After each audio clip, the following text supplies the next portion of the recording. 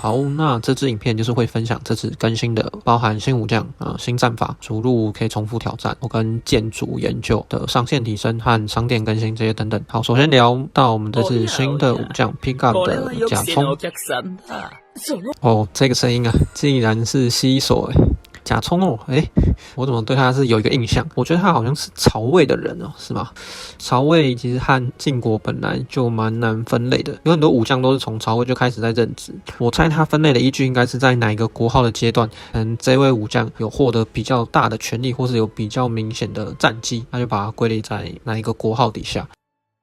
那我们看到固有战法离间计，战场中每一位敌武将，所有敌武将所造成的伤害便降低 22%。甲冲进入战场时，使战场中的敌武将受伤增加 40%， 持续20秒。这个固有战法直接自带减伤，我觉得超强。而且进入战场的时候，效果它可以给到20秒，20秒很多你的武将切换的冷却时间不是也才16秒、15秒而已吗？20秒是超过就可以你打完16秒。然后切换到下一支武将都还可以有剩余可能4秒钟可以做些行动，我觉得非常的赚。我一定是至少抽到 MR 了。单就这个固有战法来看，他就是一位可以说是非常泛用，然后很针对可以刚入坑的新手推出的武将。可以直接用这个减伤打7扇关卡，那爬塔的首选赞。那 20% 的这个增伤效果，也可以让他不是 20% 啦， 40% 的增伤效果，也可以让他打一波爆发，代表说他的选择非常多，又减伤能扛，又能打一波爆发。好，普攻，1、2、3、4。1、2、3、4。哦，对四周去发射飞镖。回旋攻击不断逼近敌人，最后进行大范围散射攻击。好，再看一次普攻。好，发飞镖没错。再来我们看腾空，将敌人击飞空中，朝地发射射刃枪腾空后追击敌人，并展开连续攻击。好，我们来看一下，击飞到空中。然后连续攻击，所以把别人炸到空中丢到空中以后呢，连续的会有比较多次的挥砍。那释放期间的霸体受伤降低，单发射击，随后途径并对敌人展开连击，最后进行大范围连续闪射。好，大范围到底是多大呢？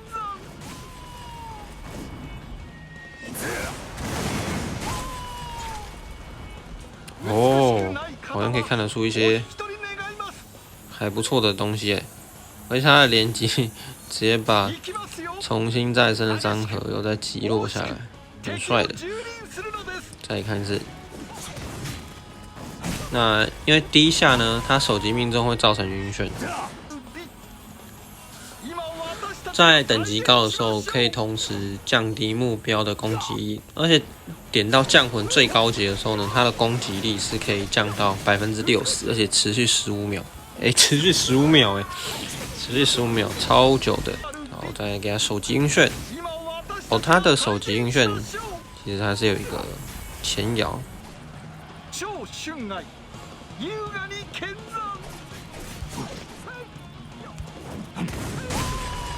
距离其实真的很远哇，那我就可以在很远的地方远远的晕眩对方咯。好，再来是特殊技，双持射刃枪大范围射击，获得毒属性。好，双持射刃枪大范围射击。好，看一下到底是多大范围呢？真的是蛮远的。我们来用一个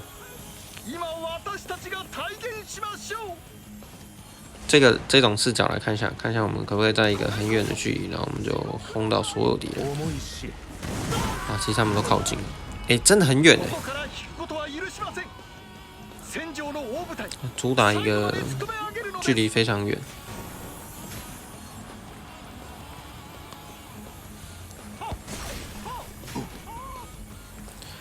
而且特殊技如果点到比较高级的话，攻击中毒目标时会暴击伤害提升 80%， 并降低目标防御力 60%， 直到中毒结束。这种不同系统的我们再看无双，消耗无双值启动无双乱舞，移动中不间断的连续射击，最后向前发射出一发大型的爆炸弹。好，空中连击。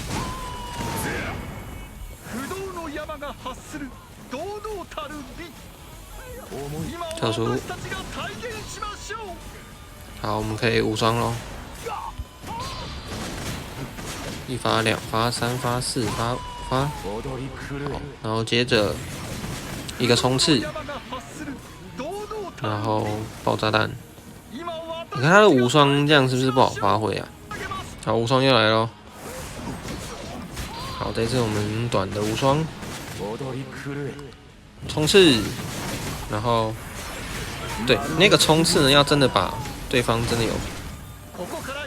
打到离我们有点距离，不然我们的无双就会空大。就这把呢，我的假冲刺都还没有上场过，可是你看他在这一个。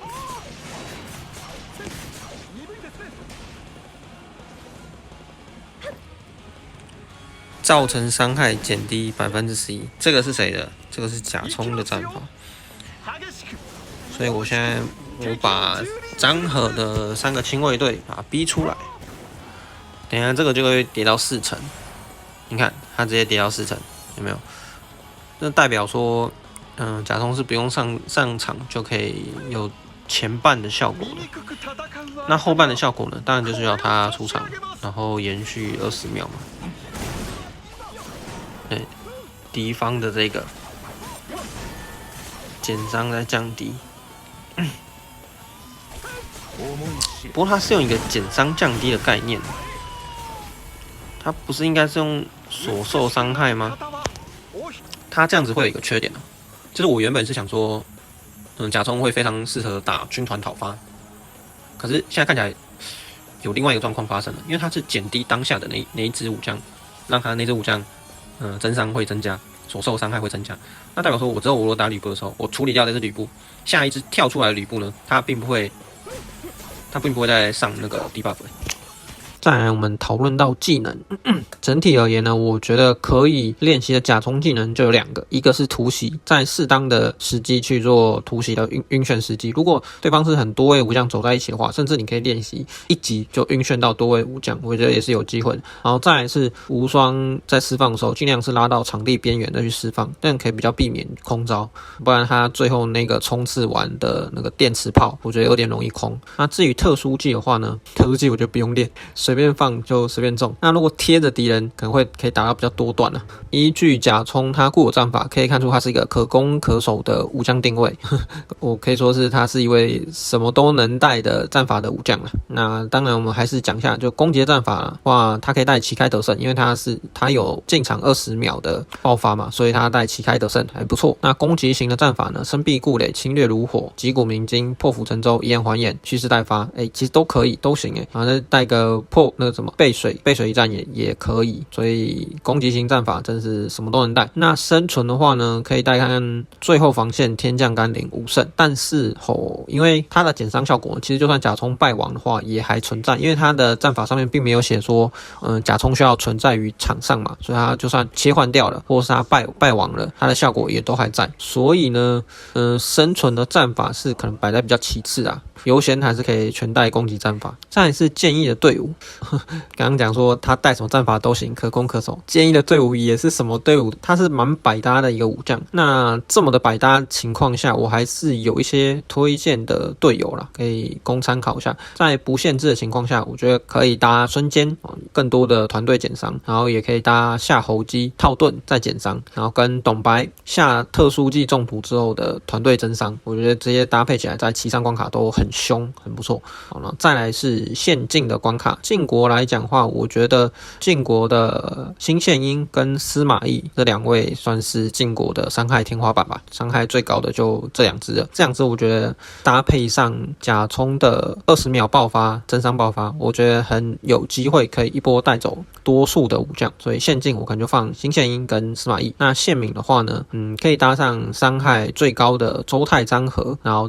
我觉得也不错，可以当队友的是学生星彩，因为学生星彩他有带减伤伤招架。那败亡的话还可以送攻击力，所以我觉得是不错的队友。专武的话呢，我就不建议在洗练上面去洗生存防御，因为它阵亡也可以给到全队减伤啊，所以我觉得不用生存太久。那攻击的属性我会推荐洗攻击、忽略防御、增伤、对中毒武将的增伤啊，跟爆伤。爆伤我放在比较后面哦，因为甲冲它在它的特殊技上面哦，其实就有一个增加爆伤，再加上它是名将，所以它已经天生就有暴击率跟暴击伤害的优势了。在这样情况下再去洗爆伤的话，当然也是可以再增加一点伤害啊，但我会觉得就比较还好，所以我把爆伤放在刚刚这些攻击属性当中的最后，当然还是可以洗啦。再来是甲冲的各模式的应用哦，甲冲真的是什么模式都可以用好像日常任务也讲一下好了，因为之后有可能推出更高阶级的日常任务，我觉得放甲冲的话可以增加容错率，然后如果有需要20秒的爆发的话也行。那竞技场的话呢，带个旗开得胜加斗志高昂，它前面那个20秒的增伤嘛，哇，直接在20秒以内就处理掉对手，因为旗开15秒，代表他前15秒是非常凶狠的，哇，而且毒属性的武将来讲，代表说没有任何的属性会有抗性嘛，所以很有可能这一代你就可以确保直接先拿下1胜，我觉得是蛮凶狠的。然后再来是5之巅峰，这应该不用讲吧，他就是一个爬塔的好帮手。那10兵8阵的话，我觉得也很泛用，你放哪个阵都有它使用的空间，它就加容错，然后又加团队伤害，这是非常优秀的武将。那远征的话呢，也不用讲了，就推，所以也是好用。逐鹿天下也好用，减伤又增加团队的20秒爆发。再来是军团讨伐，原本我想象中的甲冲在军团讨伐应该会非常强势，但经过刚前面的技能组的测试完以后，我觉得他的打吕布的军团讨伐的话，强度大概就中上，没有到最顶啦。原因是因为他的出场以后的20秒增伤，它是只套用在现在活着的这个吕布，所以这个吕布如果被清掉以后，下一位吕布出来就没有这个 debuff 了，就没办法和我想象的一样那么完美，说这个甲冲在场上的期间都能有这个 debuff， 然后切换到下一支武将的时候呢，还有残余的秒数就没那么强，所以他的表现我觉得是应该没办法超越像张合、甘宁那种完全就是暴力的角色，但我觉得还是可以跟张合和甘宁去做切换交互的使用啦。再来是甲冲如果出现在敌方，我会觉得蛮讨厌的，因为就算把它斩掉之后，它的 debuff 的效果还在。那如果竞技场碰到的话呢，好处是目前环境的斩属性武将高伤害了就有徐庶跟周泰嘛，所以处理起来应该不难，也不会太难解。好，针对这个新武将的甲冲，我一个小结论的话，我就会觉得说，我自己目标啦，我先讲，我是想抽到 MR5， 就抽到元宝枯竭，但是我现在已经是没元宝的状况了，我现在是100抽，然后只有获得2+1 3位就是连 UR 都合不到的状况，所以我是蛮担心说我这个 pick up 的期间可能会是抽不上 MR 的，有点难过。那对这是甲冲武将的评价的话，我觉得是非常顶级泛用的武将，就只要不要说限制到国家属性的场合，那全部都有上场空间，那算是一支新手友善或者是说自动挡友善的武将。所以如果是新手或是自动挡的话，我都会推荐至少抽到 MR5。那至于要不要上到紫色、红色这种高阶的培养状况，我建议可以你升到 MR 之后就开始使用，然后来推看看，那凭感觉去做一些取舍啊，也正好嘛，反正现在逐鹿天下都已经可以重新打了，那你就可以找个适合他发挥的关卡，然后试打看看，然后再决定说要不要培养到紫色或是红色的阶级。那如果玩家是对自己操作非常有信心的人的话，我真的是觉得这位是可以跳过，因为在这支武将身上呢，他虽然有一些远程上的技能释放的操作空间，但我觉得那些技能操作，就是你就算操作出来，哇，你好厉害，可是对整体的表现，你所带来的伤害真的是不会有太大的影响。他是一个这样的武将，所以对于手操很强、有信心的玩家呢，这一位就没办法发挥你的实力这样。但他的图鉴和轴目又给的是攻击属性所以玩家整体可以衡量看看我提供一个数字可以供参考。我目前部队等级是在374等的情况下 ，MR10 的张辽是比 MR 丁奉高出0.72%，然后再乘2，所以就是1.4%。1.4%的攻击力要说多吗？就其实也还好，所以就参考看看。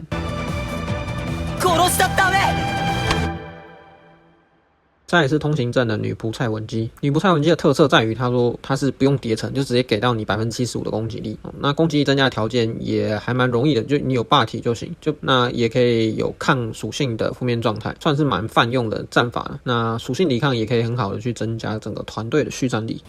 那接下来我们看的是女仆蔡文姬的部分。那我就把它调到第一位。首先，普通攻击是轻盈挥动多节鞭，连续攻击敌人，并将其击飞。挥动，好像没有很厉害。好，那跳过。腾空出鞭将敌人捞飞，展开连续鞭击，最后追击至空中将敌人击飞。一样，先跳飞，然后跟着跳到空中，把对方击飞。好，这样。好，挑起。我觉得也没有什么特别的。好，再来是突袭，向前连续旋转，挥鞭突进，然后最后奋力即将敌人击飞。好，来看一下。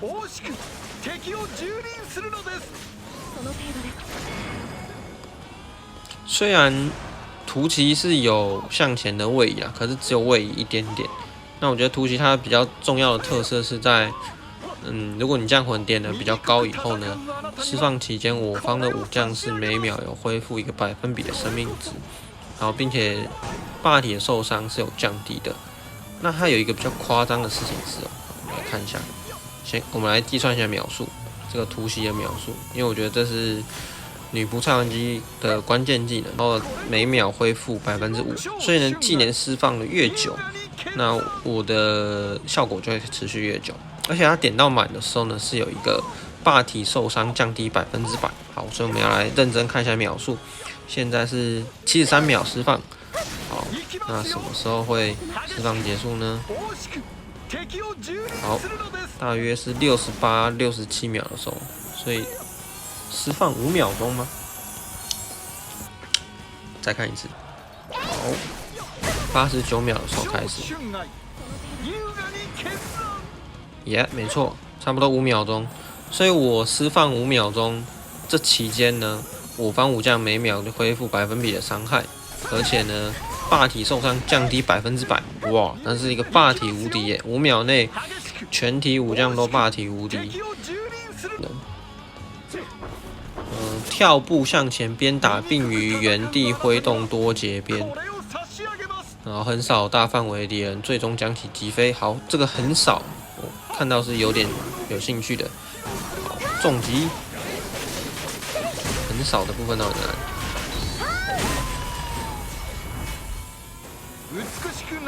里？原地挥舞是站桩没错了，但他横扫大范围敌人，最终将其击飞。有一点攻击范围啦，但我觉得没有到很大呀，真的被他夸大了。再看一次，对吧？好啦，还不错的事情是，可能近身的士兵应该是没办法靠近了。好，再来是特殊技，御风展开大范围的冲击。为什么是叫御风啊？这样听起来有点像风属性的招式。哦，还有一种张开电网的感觉，有吗？一个蓄力，然后这样子，棒，蹦，有2下哦，是吗？是这样是有2下的意思吗？可我右方的连击就出现1次了，再试一次。对，有2下了，还有2段的伤害。我要来喽，准备。我们拿落地的时候，好，卷起。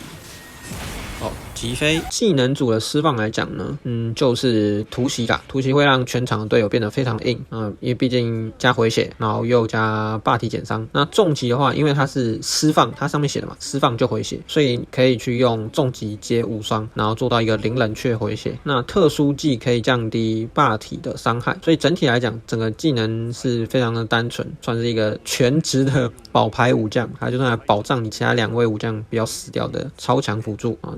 而且也不需要什么操作。那建议的战法，这一支也算是一支少数呢，我会完全不推荐攻击战法的武将哦。就如果你今天想带攻击战法，让它增加点输出的话，那我觉得还不如你就带其他攻击型的武将，我就不会选择带它了。如果带上它的话，一定是用生存型的战法，像是可能带最后防线、天降甘霖、武圣、救死扶伤、壮志凌云。有没有发现救死扶伤跟壮志凌云非常的少出现？但我觉得在他身上也是能用的，就是他只要可以更好的生存下来呢，都可以给全队带来更好的续战能力。那救死扶伤就是增加他的回血，让他回得更凶。那减冷却的袖里乾坤，我觉得也是不错选择，就他能放的技能越多次，能够回复的量就越多嘛。那建议的队伍，我觉得他也算，他跟甲冲很像，都是百搭的队伍。那我还是举了2个状况，一个是限位的情况，我觉得他搭上曹操的冻霜队，就你一个队伍里面有曹操，然后又有女仆蔡文姬，然后接着第3位可能就放一个你的输出主力，类似像张合的话呢，整个队伍就蛮均衡的。我们有冻霜控制，然后有回复宝牌的回血，然后也有张合的输出，整体来讲还不错。然后再来是献雷的场合，我觉得这一支武将他算是跟女仆蔡文姬相性蛮好的一位武将，就是陈普，因为他有全队伍的霸体减伤 40%， 那搭配上原本女仆蔡文姬的固有战法，就是要在有霸体的情况下才可以吃到争议嘛，所以这2个搭配起来的话，我觉得让全队真的是生存能力会变得超强。第3支可能就会带一个，因为献雷嘛，就可能放个夏侯渊、关羽之类的，新献鹰也可以，就是主要输出的角色。专武的话就会是洗一些生存型的，那因为刚好我觉得女仆蔡文姬跟原本封锁的蔡文姬它的定位很像，因为它也都是主要在做回血的功能，只是它除了单纯回血以外，又可以增加攻击力，然后又可以保霸体，这件事情比较不一样而已。所以专武如果洗一个两人都比较适合共用的话呢，当然就会洗可以增加回复能力的造成治疗，我觉得是不错的。那以外的话，试试看一些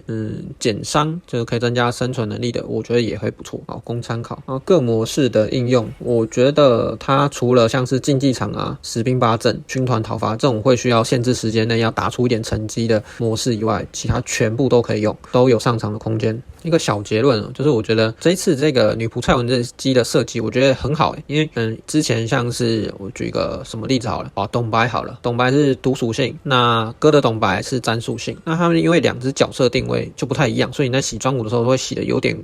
选择困难。那这一次的女仆蔡文姬跟原本的蔡文姬它一定程度上还蛮相近的，那都可以洗造成治疗，我觉得这一点还不错，就是你至少在洗专武的时候你可以只洗1把就好。但当然缺点就是那你就不太好2只一起同时上场了嘛，因为2只同时上场就需要带2把专武，这一支我觉得也是万用的超强辅助。再我们谈论到新增的 UR 战法，这一次新推出的 UR 战法呢，我超级爱，它竟然是增加什么？增加防御力跟增加生命值，这2个战法的推出呢，代表说以前的环境是攻击就是王道这样子，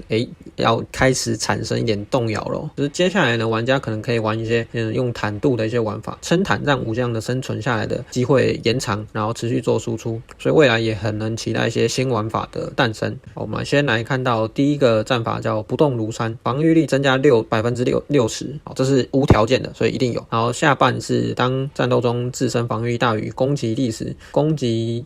外造成相当于2者差值 60% 的伤害。好，光看前半60%防御力提升就已经很多武将可以受益了，像是周泰啊、甄姬啊、哥的董白、新娘貂蝉等等的一堆，都可以把防御提升转换成一些伤害。那后半呢，把差值转换成伤害，这个就代表说我们要找到可以把这个差值做到最多的角色。我马上想到的2位武将分别是孙坚跟许褚，一个是可以用技能叠加到 225% 的防御力，是孙坚，另外一个是许褚，他释放重击就可以嘲讽，然后增加 250% 的防御力，都可以获得巨量的差值。那不止伤害增加，也可以更好的去站稳竞技场，做守方的超强守将。再来第2个战法是励精图治，那无条件的最大生命值提升 35%， 属性强化期间攻击有 35% 的几率对目标造成相当于自身最大生命值 1.5% 的额外伤害。这个我就有点困惑了，因为最大生命值只是给到 35%， 因为它的是基础生命值的百分比，所以35真的有点少，我想象中至少给到70以上才会有感吧。但看现在的环境也就骑士关羽平有给到一个全队 45% 这样子而已，所以给到35好像又合理。那后半的这个是属性强化期间每3下能揍出一个额外伤害，你又要属性强化期间，然后因为它的几率只有35%，所以咒3下才能有一个额外伤害，这个也好严格。那1.5%最大生命值的额外伤害也不高。我在想啊，因为我们回想起以前一些官方的设计上面不太敢给数值的前提，都是因为这个武将如果给了这个数值的话，会直接破坏掉平衡。像是曹仁的招架，他就不敢给到很高嘛，就是因为如果再敢给高，然后再洗专武的话，很容易可以洗到100%的招架率，那就完蛋了。因为招架率是不同于减伤，是一个超级犯规的东西，所以我猜官方是不是在刻意抑制这个，就是现在环境上是不是有一支武将带上这个战法是可以很强的，所以不能给到太高的生命值百分比，我不知道。那我举一个旧有的战法的例子，像是之前的雷厉风行，它是要控制手段嘛，然后才可以依照一个几率，然后给予攻击力百分比的伤害。那因为控制手段的武将本身就没有很多，所以呢就已经有一定的限制了嘛。那这次开放到属性强化期间，代表是所有的武将都可以做到，都可以触发这个战法的条件哦。那就是要找到整款手游当中攻击段数最高的武将，就之前是找要控制手段的攻击段数嘛，现在是全武将。那全武将攻击段数最高的武将是谁呢？有观众知道吗？我先说我不知道，应该是敏将吧。那再看看我们现在新武将这个甲冲的技能组，感觉好像有机会哦，他就啪啪啪啪射出一堆远程的攻击，是不是有机会？我觉得再等看看有没有社群在讨论这个最高攻击段数的武将，再来研究这个战法好了。再来是增加逐鹿天下关卡再次挑战的功能，还有写到关卡可以再次挑战，那挑战成功的时候可以获得少量的红利币。那我直接先讲，我目前打的都是无双2之一，我建议嘛，玩家们是可以找到自己战力碾压当中的关卡当中，你觉得它最单纯的，然后单纯到就可以，通常这样就可以找到 CP 值还不错，很好刷红利币的关卡。那我也是这样子找到无双2之一的。好了没有？